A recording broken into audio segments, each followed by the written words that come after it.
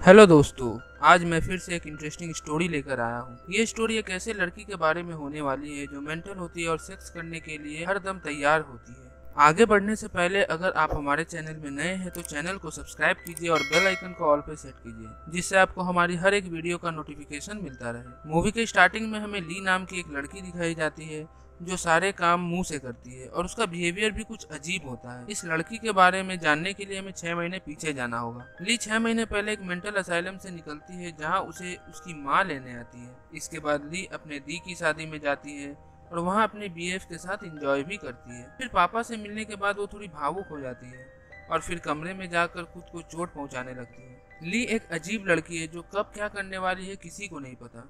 इतने दिन mental asylum में रहने के बाद भी उसकी दिमागी हालत में कोई सुधार नहीं आया।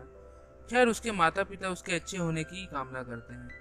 अगली सुबह वो फिर अपने मम्मी पापा को लड़ते हुए देखती है और गर्म केटली से खुद को जलाने लगती है। ली जब भी अपने पेरेंट्स को लड़ते हुए देखती है तभी वो डिप्रेशन में चली जाती है।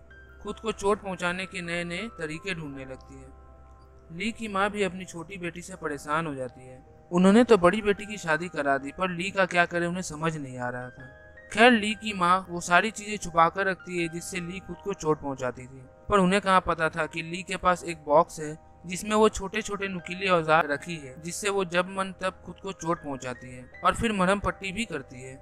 उसकी माँ आस लगाई थी कि ली 6 महीना असाइलम में रहने के बाद वो ठीक हो जाएगी, पर उसमें कोई बदलाव नहीं आया। ली को भी खुद पर अफसोस होता है कि वो अपने माता पिता के टेंशन को बढ़ा रही है। ली फिर खुद को इम्प्रूव करने का डिसीजन लेती है। ली फिर टाइपिंग कोर्स कर जॉब की तलाश करने लगती है। ली डिसाइड करती है कि वो सारे ऑब्जेक्ट्स फेंक देगी और वो डस्टबिन में जाकर वो बॉक्स डाल भी देती है, पर पता नहीं फिर उसे क्या होता है। वो बॉक्स वहाँ से उठा लेती है, तभी वहाँ पर एक न्यूज़पेपर दिखता है और उसमें एक सेक्रेटरी जॉब का ऐड होता है। ली अपनी माँ के साथ लोकेशन में पहुँचती है और वहाँ से पुरानी सेक्रेटरी को जाते हुए देखती है जो बहुत मायूस होती है, मानो उसके साथ कुछ तो गलत हुआ है।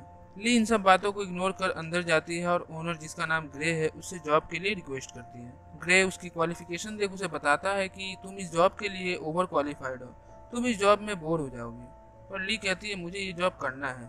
इसके बाद ग्रे उसे कॉफ़ी बनाने को कहता है। ली को पता नहीं होता कि सामान कहाँ रखी है, तो वो थोड़ी स्ट्रगल करती है, पर एंड में कॉफ़ी बना लेती है। ली अपने मॉम को बताती है कि उसकी जॉब लग गई है। ये सुनकर उसकी माँ बहुत खुश होती है और सोचने लगती है कि चलो अब ली का मन काम में लगा रहेगा तो वो खुदकुशी नहीं करेगी। सीन आगे बढ़ता है। ली मन लगाकर टाइपिंग और कॉल्स रिसीव करती है। ग्रे उसे जो भी काम देता है उसे वो बड़े ध्यान से करती है। एक दिन ली ग्रे के लिए डोनट्स लाई थी। ग्रे को पसंद नहीं आया तो उसने ली को कहा कि मुझे मेरी एक फाइल नहीं मिल रही है, शायद मैंने डस्टबिन में फेंक दिया है, तुम जाकर ला दोगी। ली डस्टबिन में फाइल खोजने चली जाती है और ग्रे उसके लाए डोनट्स को फेंक देता है और विंडो से ली को गलत नजरों से देखता है। ग्रे का बस चले तो वो हर दिन ली का रेप करे। ली जब डस्टबिन से फाइल्स लेकर आती है तो ग्रे कहता है कि उसके पास इसकी कॉपीज थी, उसे ये फाइल नहीं चाहिए। ग्रे के इस बर्ताव से पता चलता है कि वो ली को सिर्फ परेशान करने के लिए रखा है और इसी वजह से उसका पुराना सेक्रेटरी काम छोड़कर गया होगा। इसके बाद ग्रे ली से कहता है कि ऑफिस में बहुत चूहे हो गए हैं, क्या तुम ट्रैप सेट कर दोगी। ली ट्रैप सेट करते वक्त थोड़ी स्ट्रगल करती है और ग्रे को देखकर मजा आता है। सीन आगे बढ़ता है और ग्रे की एक्स वाइफ ऑफिस में आती है ग्रे से मिलने। जब ली ग्रे को बुलाने जाती है तो ग्रे ली से झूठ बोलने को कहता है कि ग्रे यहाँ नहीं है। उसकी वाइफ गुस्सा होकर उसके कोट को पैरों से गंदा करके चली जाती है। इसके अगले सीन में ली अपने बॉयफ्रेंड पीटर से मिलता है। पीटर ली को प्रपोज करता है और ली पीटर को हाँ भी कर देती है। इसके बाद पीटर और ली लॉन्ड्री में जाकर एक दूसरे को किस करते हैं। उसी टाइम वहाँ ग्रे भी आ जाता है और ये देखकर थोड़ा वो निराश होता है। ग्रे को गुस्सा आता है और वो अगले दिन से ली के पीछे पड़ जाता है। ग्रे ली के हर एक लेटर में टाइपिंग मिस्टेक निकालता है और उसे बार बार रेक्टिफाई करने को कहता है।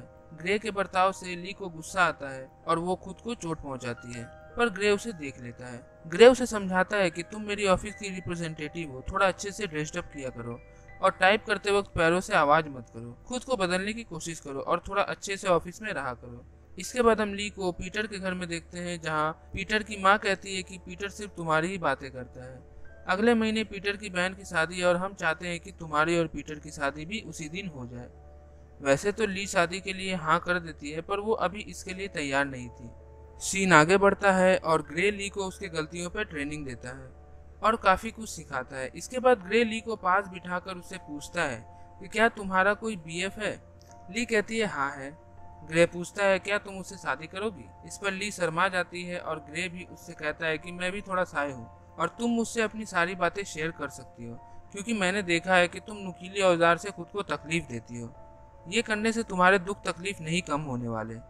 तुम्हें कोई भी तकलीफ हो तो तुम मुझसे शेयर करो, तुम्हें अच्छा फील होगा। और हाँ, आज तुम अपने मम्मी के साथ मत जाना, बल्कि पैदल घर जाना, इससे तुम्हें सुकून महसूस होगी। ये सारी बातें सुनकर ली को बहुत अच्छा लगता है और वो स्माइल करती है। मन ही मन ली ग्रे को पसंद करने लगती है। ली ग्रे से प्रभावित होकर अपने सारे औजार फेंक देती है और मम्मी को प्रॉमिस करती है कि वो अब से खुद को चोट नहीं पहुंचाएगी। अगले दिन ली फिर से स्पेलिंग मिस्टेक करती है और फिर ग्रे इसी मौके का फायदा उठाते हुए उसे अपने केबिन में बुलाता है। इसके बाद वो ली को सामने टेबल पर झुकाता है और पीछे जाकर उसके स्कर्ट को ऊपर करता है। फिर ग्रे उसके बैक पे जोर जोर से स्लैप कर उसे पनिश करता है। ली को इसमें बहुत मजा आता है। वो फिर वॉशरूम में जाकर अपने बैग को देखती है और मन ही मन खुश हो जाती है। ली अब छोटी से छोटी चीज भी ग्रे से पूछकर करती है, जैसे खाने में क्या खाना है और कितना क्वांटिटी में खाना है। और तो और वो ग्रे को इमेजिन करके मास्टरबेट भी करती है। ली पूरी तरह से ग्रे का एडिक्ट हो चुकी है। ली अब जानबूझकर मिस्टेक करती है और ग्रे उसे पनिश करता है। ग्रे को अब इस बात का एहसास होने लगता है कि ली उसे पसंद कर रही है, इसलिए वो ली से डिस्टेंस मेंटेन करने लगता है। इसके बाद हम ली के डैड को देखते हैं जो हॉस्पिटल में एडमिट है। नशे की लत की वजह से उनका ये हाल हुआ है। एक तरफ ग्रे उस पर ध्यान नहीं दे रहा है और दूसरी तरफ उसके डैड की हालत ठीक नहीं है। इससे वो काफी डिप्रेस हो जाती है। अगले दिन ली पीटर के साथ इंटीमेट होती है और उसे बार बार बैक पे मारने को कहता है, जैसे ग्रे करता था, पर पीटर उसे सेटिस्फाई नहीं कर पाता। ली एक दिन लेटर में वॉर्म डालकर ग्रे के केबिन में भेजती है, जिससे ग्रे उसे पनिश करे। ग्रे उसे अपने केबिन में बुलाता है, उसे फिर झुकाता है और उसे स्कर्ट और पैंटी नीचे करने को कहता है। ली खुश हो जाती है ये सोचकर कि आज उसे ग्रे अपने डंडे से पनिश करेगा, पर ग्रे ऐसा नहीं करता। ग्रे ली के प्राइवेट पार्ट्स पर मास्टरबेट कर गीला कर देता है और उसे केबिन से जाने को कहता है। ली फिर वॉशरूम में आकर ग्रे के बारे में इमेजिन करती है और मास्टरबेट करती है। कुछ दिनों बाद ग्रे को एहसास होता है कि ये जो भी कुछ हो रहा है ये गलत है। वो ली को ऑफिस से फायर कर देता है, ठीक वैसे ही जैसे पुरानी सेक्रेटरी को फायर किया था। ली को बहुत तकलीफ होती है क्योंकि वो उससे प्यार करती थी। इसके बाद ली खुद को मूव ऑन करने का सोचती है और नए जॉब्स की तलाश में यहाँ वहाँ जाने लगती है, पर उसे कोई भी जॉब पसंद नहीं आता। एक दिन वो ग्रे के ऑफिस के पास जाती है और देखती है कि ग्रे ने एक नई सेक्रेटरी अपॉइंट कर लिया है। सीन आगे बढ़ता है और पीटर ली को रिंग देकर शादी के लिए प्रपोज करता है। ली मान जाती है। शादी वाले दिन पीटर की माँ ली को जब अपने शादी की ड्रेस पहनाती है, तब ली को रियलाइज होता है कि वो सिर्फ ग्रे से प्यार करती है और उसी से शादी करेगी। ली पीटर की अंगूठी को वहीं रखकर ग्रे के ऑफिस जाती है। ग्रे उसे शादी से मना कर देता है। बहुत देर तक बहस चलने के बाद ग्रे ली की टेस्ट लेता है। वो ली को टेबल पर हाथ रखकर बैठने को कहता है और जब तक ग्रे ना कहे वो हाथ नहीं उठाएगी। ये कहकर ग्रे वहाँ से चला जाता है। फिर वो ऑफिस के लैंडलाइन में कॉल करता है, तब भी ली फोन को मुंह से उठाती है। कुछ टाइम बाद वहाँ पीटर भी आता है, पर ली उसे वहाँ से जाने को कह देती है। यहाँ तक कि ली के पेरेंट्स, उसकी सिस्टर, सहेली और तो और पीटर के माँ बाप भी आते हैं। उसे खाना खिलाने की कोशिश करते हैं, पर ली मना कर देती है। ली वॉशरूम के लिए भी वहाँ से नहीं उठती, वो वहीं पे बैठे बैठे वॉशरूम कर देती है। ऐसे करते करते 3 दिन बीत जाते हैं और ये बात जब मीडिया में पता चलती है तो रिपोर्टर लोग भी न्यूज बनाने लगते हैं। फिर जाकर ग्रे वहाँ आता है और उसे गोद में उठाकर लेकर जाता है, उसे नहलाता है और फिर दोनों इंटीमेट होते हैं। दरअसल ग्रे और ली दोनों ही मेंटल की तरह ही बिहेव करते हैं। ग्रे को तकलीफ देना पसंद है और ली को तकलीफ सहना, इसलिए ग्रे के वाइफ से उसका तलाक हो जाता है और ली पीटर को छोड़ देती है। ये दोनों एक आइलैंड पर हनीमून बनाने जाते हैं, जहाँ ये लोग खुले जंगल में सेक्स करते हैं और कहानी यहीं पर समाप्त हो जाती है। खैर, अब तो ये दोनों कपल है, कुछ भी कर सकते हैं। इस कहानी से हमें ये समझ आता है कि प्यार जिससे करो शादी भी उसी से करो, तभी आप पूरे जीवन खुश रह पाओगे।